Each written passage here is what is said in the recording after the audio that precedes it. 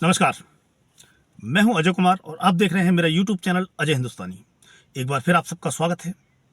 दिल्ली विधानसभा चुनाव के नतीजे आने के बाद दिल्ली में और खासकर मीडिया में एक अजीब तरीके का विश्लेषण चल रहा है कि आम आदमी पार्टी कांग्रेस की वजह से दिल्ली विधानसभा का चुनाव हार गई।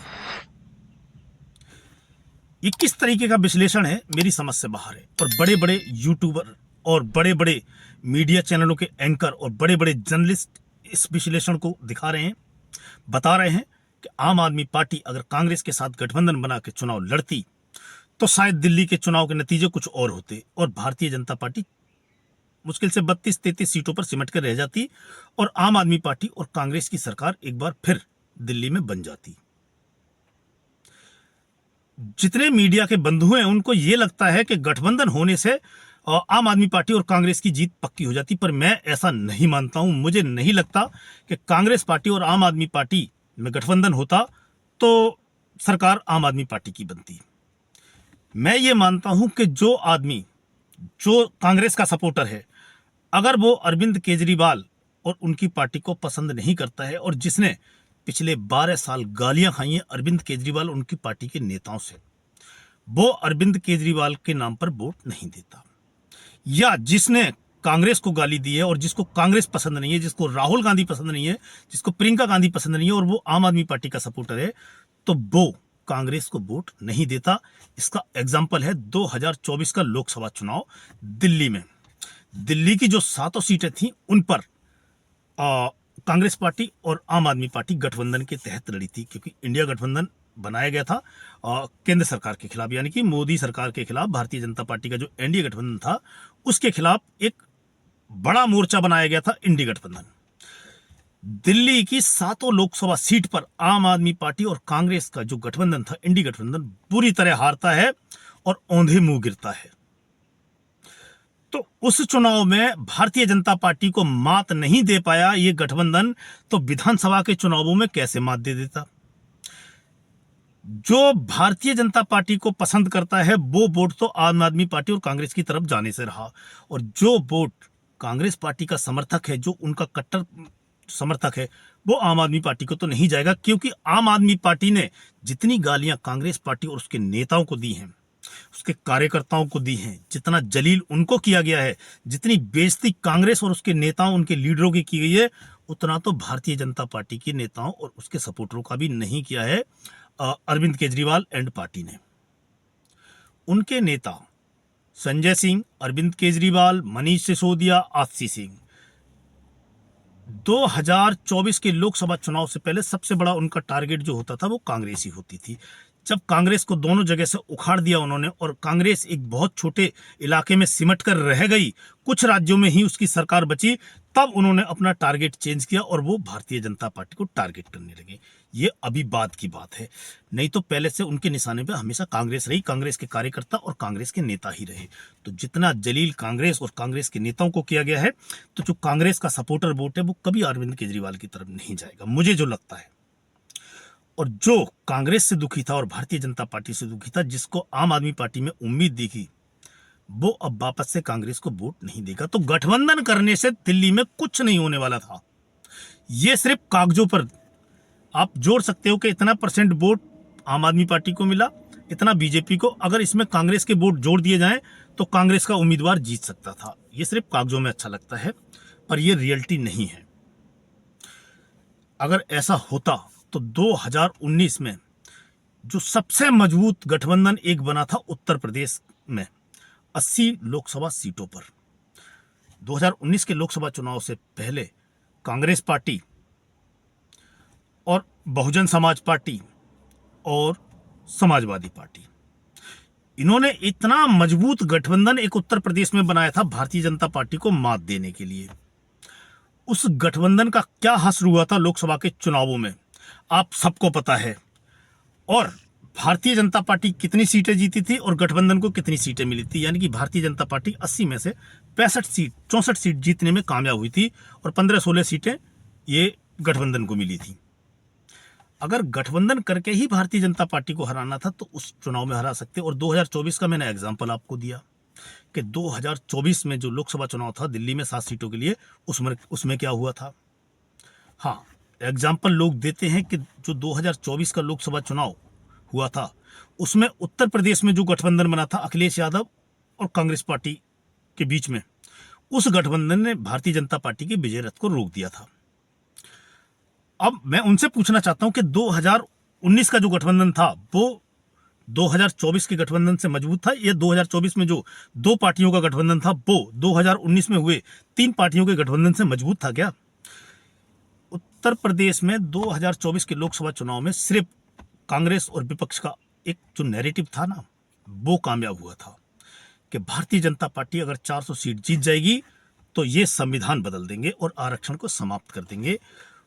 एक झूठ के मुद्दे को फैलाकर इंडी गठबंधन, कांग्रेस पार्टी और समाजवादी पार्टी सीटें जीतने में कामयाब रही।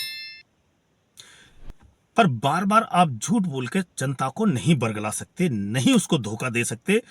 जनता जनार्दन होती है लोकतंत्र में, लोकतंत्र में जनता भगवान है। उसके बाद आप जनता से एक बार तो उसको मूर्ख बना के वोट ले लेते हो कि ये पार्टी आ गई तो ऐसा कर देगी। जनता ने वो सब देखा, सब कुछ अपनी आंखों से देखा, और अब जनता ने दिल्ली में निर्णय लिया है। दिल्ली की जनता को भी आपने बताया था, अरविंद केजरीवाल ने बताया था कि अगर भारतीय जनता पार्टी जीत गई तो ये हो जाएगा, अगर भारतीय जनता पार्टी जीत गई तो ये हो जाएगा।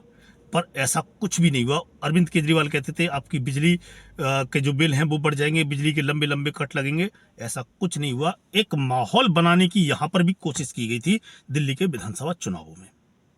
तो दिल्ली के विधानसभा चुनाव में जो नैरेटिव, जो माहौल बनाने की आम आदमी कोशिश कर रही थी, वो एक तरह से उनका नाकामयाब रहा है, और भारतीय जनता पार्टी दिल्ली की जनता को विश्वास दिलाने में कामयाब रही है। तो अरविंद केजरीवाल और राहुल गांधी की जो पार्टी है, आम आदमी पार्टी और कांग्रेस पार्टी, अगर इसमें गठबंधन होता तो मुझे लगता है कि अरविंद केजरीवाल जो आज 22 सीटों पर है वो 22 सीटों पर ही रहते, और भारतीय जनता पार्टी जो आज 48 सीटों पर है वो 48 सीटों पर ही रहती। गठबंधन करने से कुछ नहीं होता। अगर आपको लगता है कि गठबंधन करने से भारतीय जनता पार्टी को हराया जा सकता है तो आप संविधान में बदलाव करके सीधा ये बोल दो कि इनको तो 48% वोट मिला है, दिल्ली में जो वोट पड़े हैं 52% वोट तो इनके खिलाफ गया है। जैसा कि इंडी गठबंधन या जो विपक्ष के नेता हैं जो पहले से बोलते आ रहे हैं इसको कि भाई भारतीय जनता पार्टी को तो इतना वोट मिला है, तो इसका मतलब है कि भारतीय जनता पार्टी को हारा हुआ घोषित कर दिया जाए, क्योंकि उसको 48% वोट मिला है और 52% वोट उसके खिलाफ पड़ा है। ये तो यही हुआ ना कि 52% वाले को जीता हुआ घोषित करो, फिर भारतीय जनता पार्टी को दिल्ली में हारा हुआ घोषित कर दो। ये समझ नहीं आता है मुझे कैसा ये विश्लेषण है। लोकतंत्र में है आप, और लोकतंत्र में जिसके पास बहुमत है, जिसको ज्यादा वोट मिला है, उसी की जीत मानी जाएगी। अब आप 4 पार्टी मिलके लड़ो, 10 पार्टी मिलके लड़ो, या 10 पार्टी इकट्ठे अलग अलग लड़ो, तो जिसके पास बहुमत होगा सरकार उसकी बनेगी, जीत उसकी मानी जाएगी। यही लोकतंत्र में अब तक होता आया है, हमने तो यही देखा है। अब जो बड़े बड़े एंकर और जो बड़े बड़े जर्नलिस्ट और बड़े बड़े पत्रकार हैं जो टीवी पर आते हैं, जो अखबारों में लिखते हैं, उनका कौन सा विश्लेषण है, वो क्या कहना चाहते हैं कि एक भारतीय जनता पार्टी अकेली है और एक तरफ 10 पार्टियां हैं, तो 10 इकट्ठा होकर अगर भारतीय जनता पार्टी के खिलाफ लड़ेंगे तभी चुनाव माना जाएगा, अगर वो अलग लड़ेंगे तो वो चुनाव नहीं माना जाएगा। इसका मतलब यही है कि कांग्रेस के ऊपर जो ठीकरा फोड़ा जा रहा है, तो कांग्रेस के ऊपर ठीकरा फोड़ना गलत है। कांग्रेस पार्टी भी चुनाव लड़ने के लिए ही बनी है और देश की सबसे पुरानी पार्टी है। अब आप ये कहना चाहते हो कि कांग्रेस पार्टी दिल्ली के विधानसभा चुनाव में अपने उम्मीदवार ना उतारती और घर बैठ जाती? क्या कांग्रेस पार्टी चुनाव नहीं लड़ती दिल्ली में? क्या उसको चुनाव लड़ने का कोई हक नहीं है क्योंकि अरविंद केजरीवाल यहाँ चुनाव लड़ रहे हैं? इस तरह तो कांग्रेस पार्टी भी कई प्रदेशों में चुनाव लड़ती है जहां अरविंद केजरीवाल और उनकी पार्टी जाकर चुनाव लड़ती है और वहां कांग्रेस पार्टी हार जाती है। जैसे हरियाणा में हारी, गुजरात में हारी, गोवा में हारी। तो इसका मतलब क्या है? अरविंद केजरीवाल को वहां चुनाव नहीं लड़ना चाहिए, या फिर दो दलीय पॉलिटिक्स होनी चाहिए। तो फिर 2 दलीय पॉलिटिक्स हो जानी चाहिए। तो जो इंडी गठबंधन के हैं वो उसमें विलय कर लें कांग्रेस में, और जो एनडीए में है वो भाजपा में विलय कर लें। 2 दलीय राजनीति हो जानी चाहिए ना, फिर यही ठीक रहेगा। फिर विपक्ष का वोट एक तरफ और जो सत्ता पक्ष के अभी सत्ता पक्ष है उसका वोट एक तरफ, फिर 2 दलीय मुकाबला हो जाना चाहिए। यही होना चाहिए कि विपक्ष के सारे दलों को मीडिया एक तरफ दिखाता है कि ये एक साइड होते तब बीजेपी को हरा सकते थे। तो भैया ये तो चुनाव से पहले आपको करना चाहिए था ना। चुनाव में आप इतने अहंकारी हो, आप अपने अपने अहंकार में इतने डूबे रहते हो कि आपको कोई चिंता ही नहीं है किसी चीज़ की। तो आपको ज़्यादा वोट चाहिए, ज़्यादा मलाईदार मंत्रालय चाहिए, गठबंधन इसलिए भी आपके नहीं टिक पाते हैं।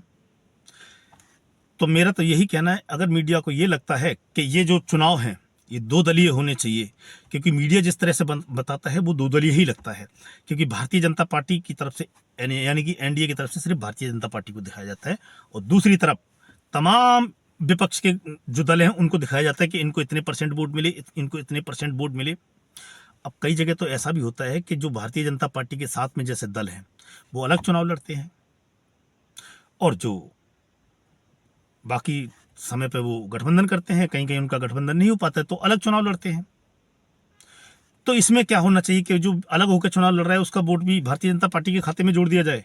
तो ये सब कुछ नहीं है, ये सिर्फ एक लोगों के बीच में एक भ्रम फैलाने की स्थिति पैदा की जा रही है कि भारतीय जनता पार्टी सिर्फ कांग्रेस की वजह से जीती है। भारतीय जनता पार्टी जीती है अरविंद केजरीवाल और आम आदमी पार्टी के कुकर्मों से। अरविंद केजरीवाल और उनकी पार्टी के नेताओं पर इतने भ्रष्टाचार के आरोप लगे हैं, इतने भ्रष्टाचार के आरोप लगे हैं कि अब उनका जेल जाना तय है, और अरविंद केजरीवाल जेल जाएंगे, उनको कोई बचा नहीं सकता। वो जो एक माहौल बना रहे थे कि मुझे सुप्रीम कोर्ट ने जमानत दे दी है, यानी कि मेरे ऊपर कोई केस साबित नहीं हुआ है।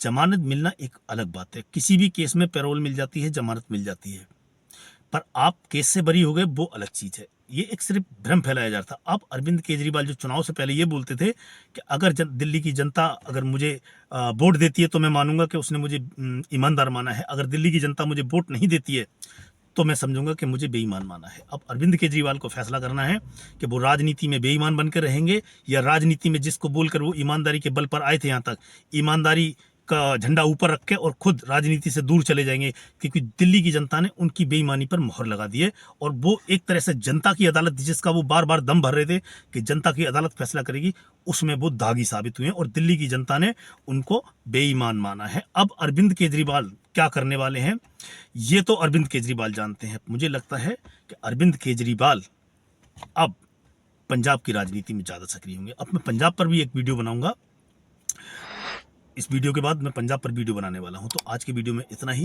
मिलते हैं आपसे अगले वीडियो में, तब तक के लिए जय हिंद, जय भारत।